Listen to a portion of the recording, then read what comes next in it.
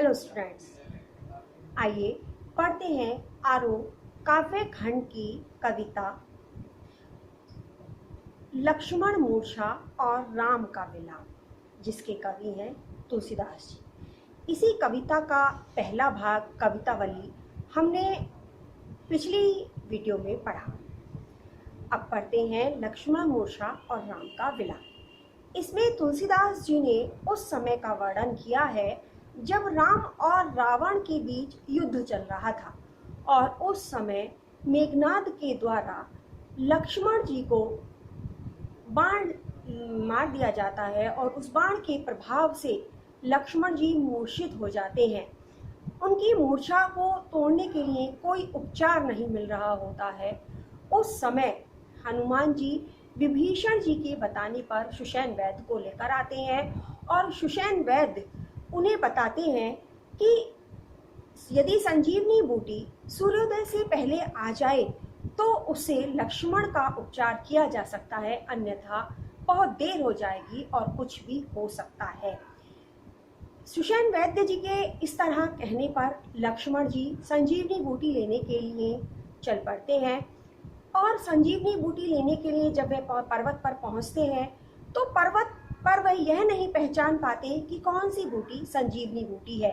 समय की कमी के कारण वह पूरा पर्वत लेकर चल पड़ते हैं। रात्रि का गहन अंधकार था। पूरे पर्वत को उठाने के लिए हनुमान जी को अपना जो आकार था वो विशालकाय करना पड़ा। विशालकाय आकार के साथ हाथ में पर्वत को उठाए हुए रात्रि के गहन अंधकार में जब वो जा रहे थे तो वह अयोध्या के ऊपर से गुजरते हैं। अयोध्या के बाहर भरत जी अपनी कुटी बनाकर सन्यासी वेश में रहकर राजकार्य कर रहे थे। जब वह रात्रि के अंधकार में उस विशालकाय हनुमान जी को पर्वत उठाकर ले जाते हुए देखते हैं तो उन्हें लगता है कि शायद कोई निशाचर अर्थात राक्षस वहां से गुजर रहा है। वह तीर चलाते हैं और उन्हें नीचे उतार लेते हैं। दोनों के बीच वार्तालाप होता है। हनुमान जी और भरत जी जब बातचीत करते हैं तो हनुमान जी उन्हें बताते हैं कि किस तरह वह राम के सेवक हैं और लक्ष्मण जी की मूर्छा तोड़ने के लिए वह संजीवनी बूटी लेने के लिए आए हैं और संजीवनी बूटी की पहचान ना हो पाने के कारण वह पूरा पर्वत लेकर जा रहे हैं। तब भरत जी उनसे कहते हैं कि वह शीघ्र ही वहां जाएं और लक्ष्मण के उपचार में उस बूटी को दें ताकि उसका उपचार किया जा सके। उस समय हनुमान जी जब वहां से चलते हैं तब वह कहते हैं, तब प्रताप और राखी प्रभु जहु नाथ तुरत अस कही आय सुपाई पद बंदी चले हनुमंत। भरत बाहुबल शील गुण प्रभुबत प्रीत अपार मन महु जात सराहत पुनि पुनि पवन कुमार। कहते हैं तब प्रताप और राखी कि हे भरत जी, आपके प्रताप को अर्थात आपकी वीरता को, आपकी महानता को और राखी और माने हृदय में रखकर या हृदय में धारण करके प्रभु जहु नाथ तुरंत, हे प्रभु मैं तुरंत ही वहां पर पहुंच जाऊंगा। अस कही ऐसा कहकर आयसु पाई, आयसु आज्ञा पाकर भरत जी से आज्ञा लेकर पद बंदी, पद माने पैर, बंदी माने वंदना करके, उनके चरणों में वंदना करके अर्थात उनके पैरों को छूकर चले हनुमान जी चल पड़ते हैं। अर्थात उस समय वह भरत जी से कहते हैं कि मैं आपकी के प्रताप को या आपकी महानता को अपने हृदय में धारण करके मैं तुरंत ही वहां चला जाऊंगा। और ऐसा कहकर भरत जी से जाने की आज्ञा पाकर उनके चरणों की वंदना करके हनुमान जी चल पड़ते हैं। रास्ते में जाते हुए भरत बाहुबल, वे भरत के बाहुबल अर्थात शक्ति कि कितने शक्तिशाली है भरत जी कि उन्होंने अपने तीर के माध्यम से उन्हें आसमान से नीचे उतार लिया।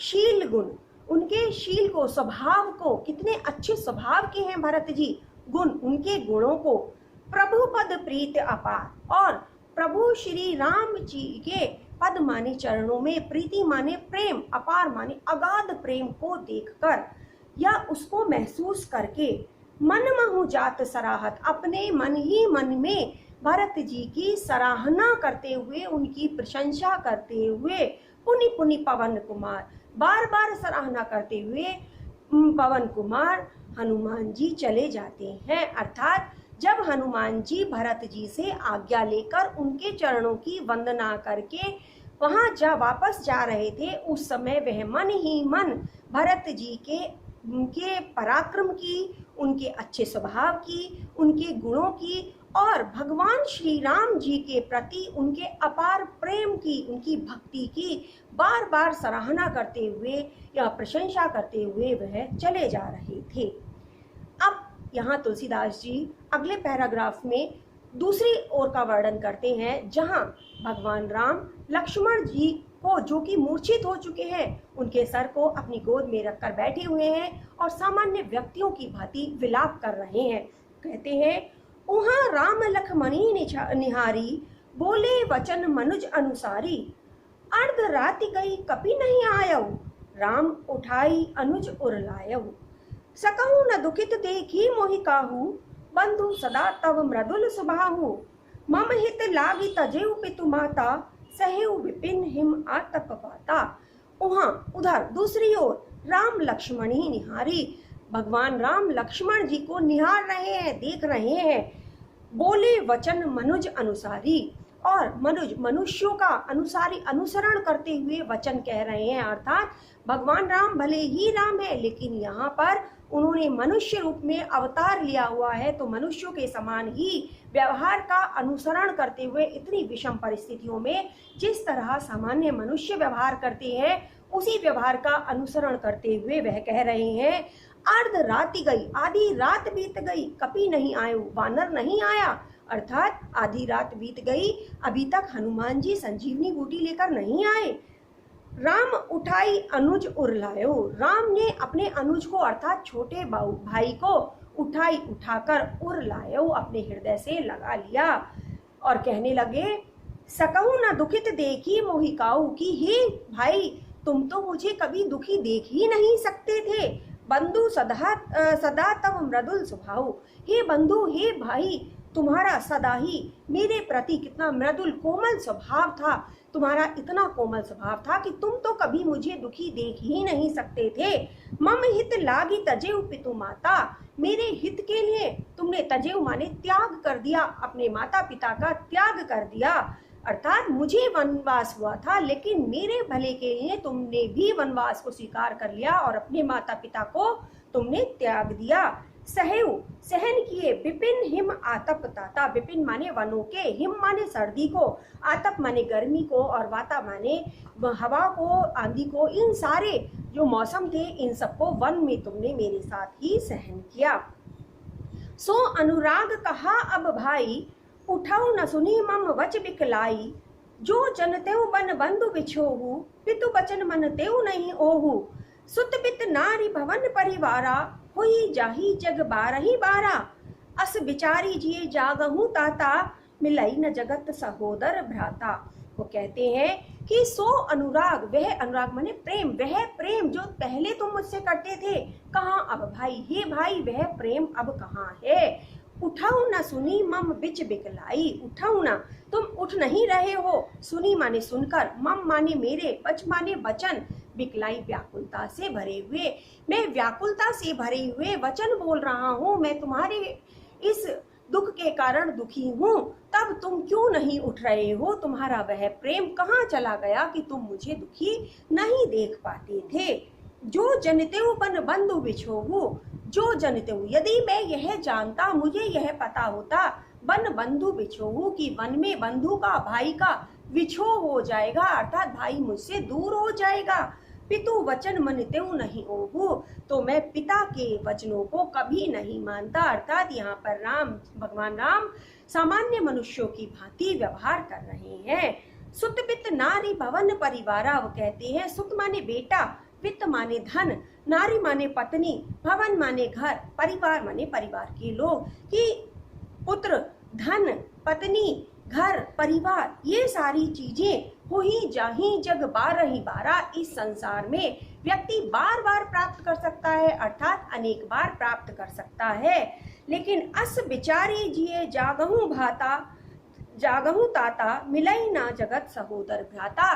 लेकिन हे भाई, तुम सिर्फ इस बात को जानकर जाग जाओ कि मिलई न जगत सहोदर भ्राता, कि इस संसार में सहोदर सगा भाई दोबारा कभी नहीं मिलता, अर्थात तुम जैसा भाई कोई दोबारा नहीं मिल सकता।